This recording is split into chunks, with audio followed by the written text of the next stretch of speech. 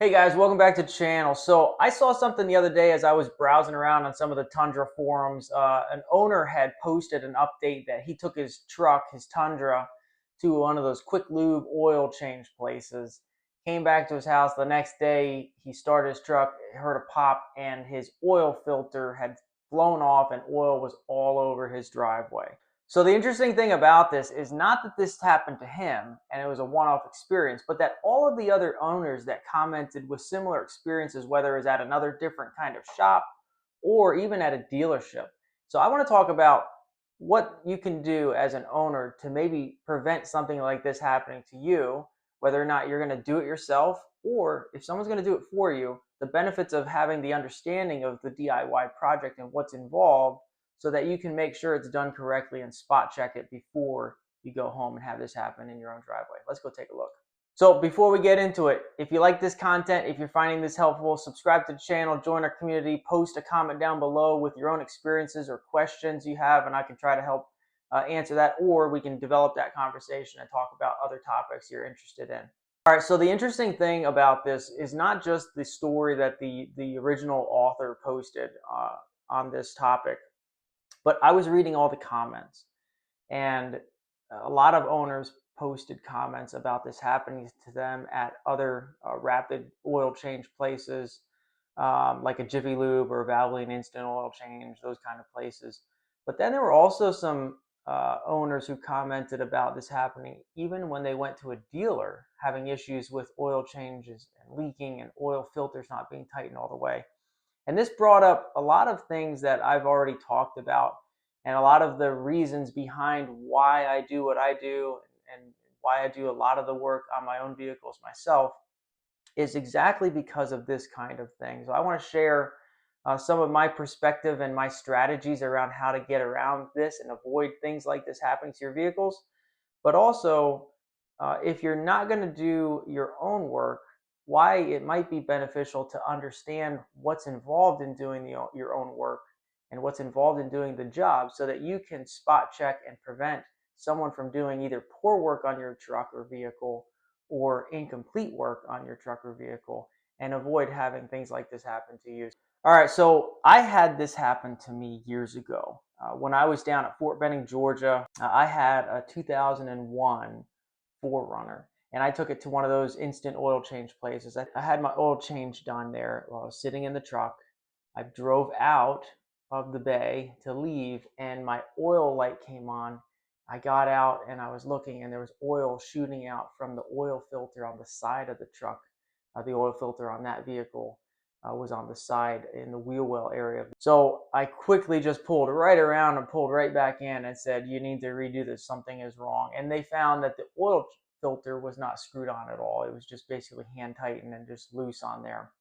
So oil was shooting out and it had lost oil pressure. So luckily I caught it. They fixed it, they redid the entire oil change, and I was on my way. But that was the last time I ever went back to that location. I just would not, I would not go back there again. That was one of the wake up calls for me to say, hey, maybe you should start doing your own oil changes on your vehicle because you know it's going to be done right, right? And so it's one of those. That was my own first experience with something being done and being done very poorly on my vehicle and almost ruining the vehicle. If I had driven away, it would have destroyed that truck. And so I was fortunate to have caught it and noticed that light coming on. But some people just aren't going to catch it in time, and it can cause some extreme damage on your vehicle. So you got to be careful when you go to any place and have any work done on your car to check it afterwards. The reason I do a lot of my own work on my cars is because I know it's going to be done right. I know that the correct oil is going to be used. I know that the correct amount of oil is going to be used. I know the correct filter is going to be used. I know that the drain plug is going to be torqued correctly to the right spec. It's not going to be stripped out. Nothing is going to happen to my vehicle that I know shouldn't happen to my vehicle. And it's the peace of mind, it's the confidence of knowing that the job is done right the first time and complete that is the primary reason of why I do my own work on my vehicles. And it's a reason why I post videos about what I'm doing so that other people can use that as a guide to help them do the same work on their vehicles. I'll say this, when someone is working on your vehicle or whether you're working on your vehicle, nobody cares about your car more than you do. So here's an important thing. I recognize there's a lot of owners that don't want to get underneath their truck and do work. They don't want to be a mechanic. And you don't have to be a mechanic. You don't have to do your own work and DIY everything on your car. There are a number of jobs on my vehicles that I will not do myself because it's just going to take me too long, or I just don't have the expertise to get in that deep into a repair and start disassembling an entire rear axle or something. I don't want to do certain jobs. They're either too messy, too intensive, or they're beyond my skill set. And so I'm not going to venture too far to do something that I cannot do well and do right myself. There's a lot of owners like that. Even an oil change might be too messy for you, or you might not have a place to go and do the oil change in your driveway. Let's say you're living in a townhouse or an apartment and you just can't, you don't have a spot to do it. You don't have a garage. That's okay to do. It's okay to go to a shop and have the work done for you by someone else, pay someone. I think there's a lot of value though, even if you're going to have someone do it for you, that you understand what's involved in the job. And so that's the reason why I think a channel like this is very valuable, where you can see the work being done on a car. You can hear the other owners commenting and see what people are saying about the maintenance being done on their cars. And you can take that and inform yourself and equip yourself with a lot of knowledge and a lot of information that you can then check and double check the work as it's being done on your car by someone else. You can speak in a way that you know where your oil filter is. You know where the drain and the fill plugs are on your vehicle for this or that job. And you can then check that and make sure that the work is being done correctly on your car by the shop. You would not believe, I mean, you see videos and you see kind of news stories about this shop changing the oil. They don't change the oil filter, or they didn't even drain the fluid. They just top it off and they call it a complete job. So understanding what's involved, understanding the time it takes to do a job and the steps that are there allows you to know if someone is bluffing you and saying, oh yeah, we did we changed your drive belts on the car, or we changed your oil. Well, it was only 2 minutes. That's not even enough time to drain the oil out completely. So you've got to know what's involved, so then you can protect yourself and not be taken advantage of, let's say, by a shop that might do that. Not all shops do that, but some do.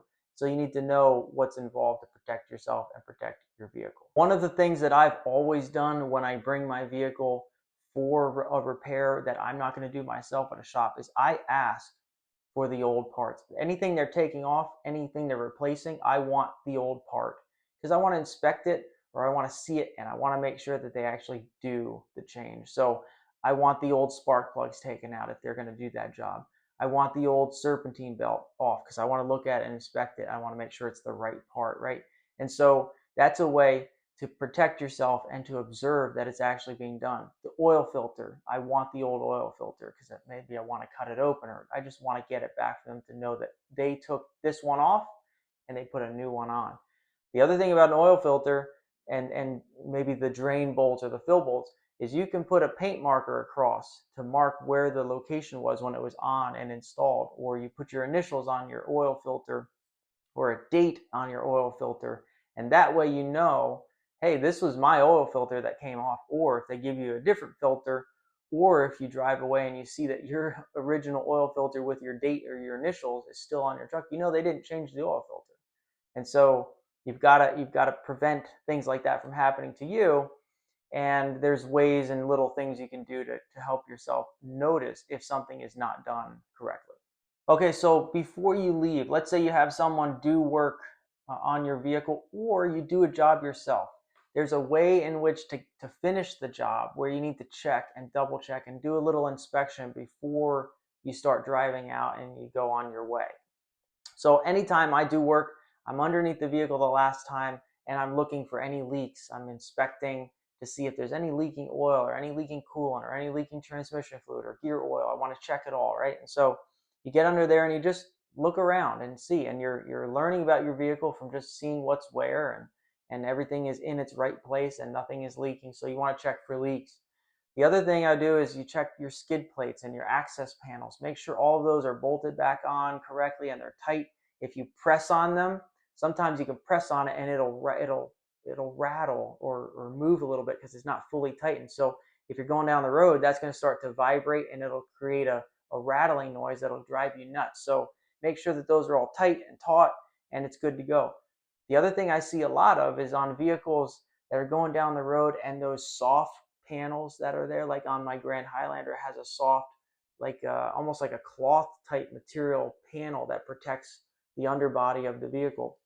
If those aren't installed correctly, again, they can start to scoop air and pull themselves down. And as you're driving down the road, they're either flopping around like crazy, or they can even blow off, or they can just really drag your vehicle and kill your gas mileage because you're scooping so much air, almost like a P-40 of World War II, a warbird airplane, okay? So you got to make sure that everything is installed that correctly so your car is going to drive efficiently and not have any issues going down the road. The last thing you'd want to do is just make sure that there's no leaks again, close everything up, have the vehicle on, run it, check again, just look underneath, it looks good to go. And that is a great way to just make sure you avoid an issue like this guy had in his driveway. That you would catch that. You would start to see oil coming out and leaking at least onto the motor mounts and the frame of the vehicle before you have a catastrophic oil spill in your garage or your driveway. So I'm curious, if you've ever had this happen to you, post a comment down below. Tell us your story. Tell us what happened. Tell us what happened to fix it. How did you get it fixed? Or was there something that was never fixed by the issue happening like this guy's experience or my experience that I shared with my 2001 4Runner? So remember that knowledge is one of the best maintenance tools you can own. So always add your knowledge and be informed as you're doing anything to your vehicle or having any repair done to your vehicle. I hope this helps. Until next time, we'll see you in the next video.